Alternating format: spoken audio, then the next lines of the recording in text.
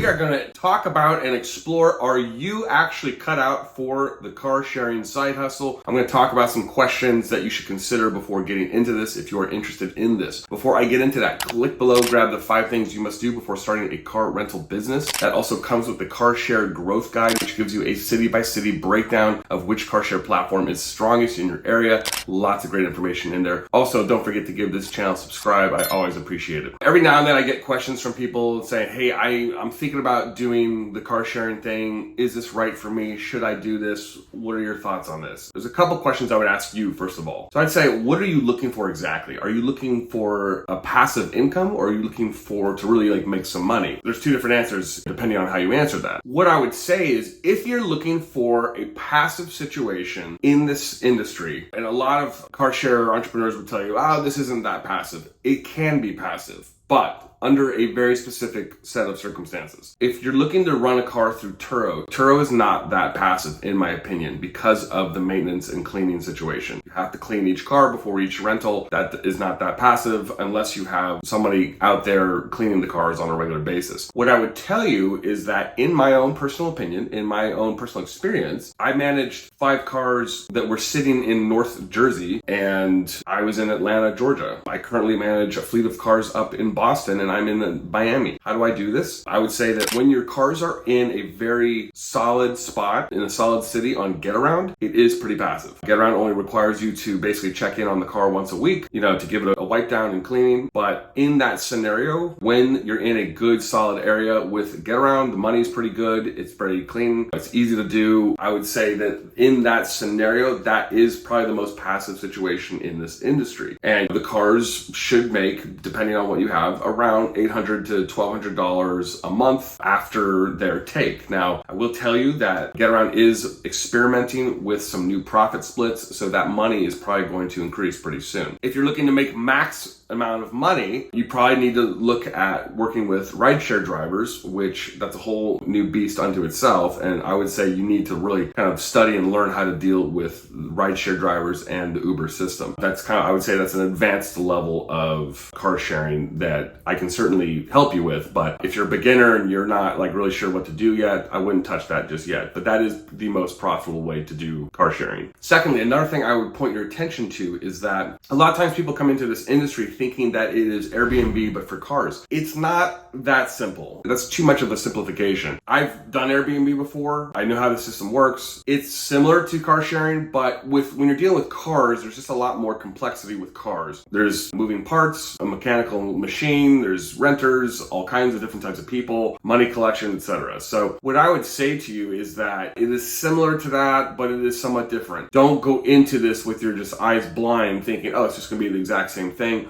Really do your research with regards to if it's right for you or not. Another question I would ask you is, can you separate from cars emotionally? This is an interesting question because a lot of times people will buy a new car for rentals, but they have this emotional connection to the car. You gotta let go of that. You really gotta let go of that. You gotta just in your mind think this is an asset that is going to generate cash, and it may get a few nicks and cuts on the car from renters. It may get crashed at some point, and that's okay. You need to really be able to emotionally separate from that car. A lot of people have a hard time with that, and it discourages them. That's kind of a silent killer in this business as well. And lastly, I would say really do your homework on this industry. If you want to talk through this with me, I'm more than happy to. There's a lot of nuances on how to deal with this. The insurance situation is definitely something you've got to have a good understanding on. I do have resources that can really help you with that, definitely in the download. It is an industry you need to really kind of fully understand and have your eyes wide open with before getting into it, because there is a very specific way to make this profitable.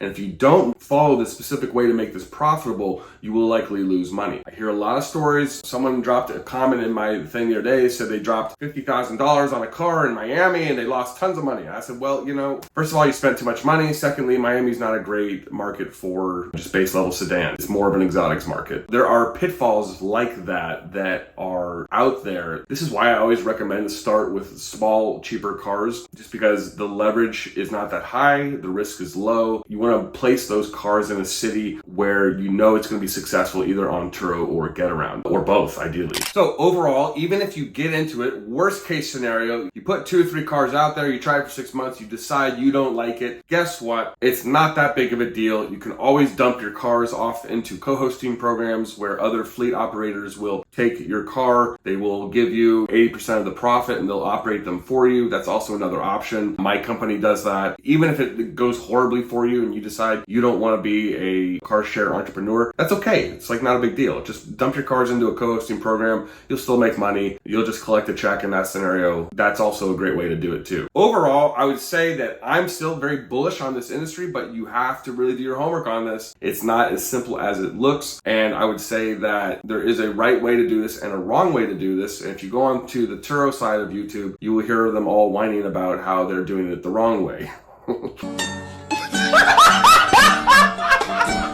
So all that to say, I am very still bullish on this industry, but I see a lot more of what's going on than most people do. So I do see how it works and how to make it profitable, but there are nuances to this business. Drop some comments below. I'd love to hear your thoughts on this. Before I go, click below, grab the 5 things you must do before starting a car rental business, and I will catch you in the next episode. Thank you.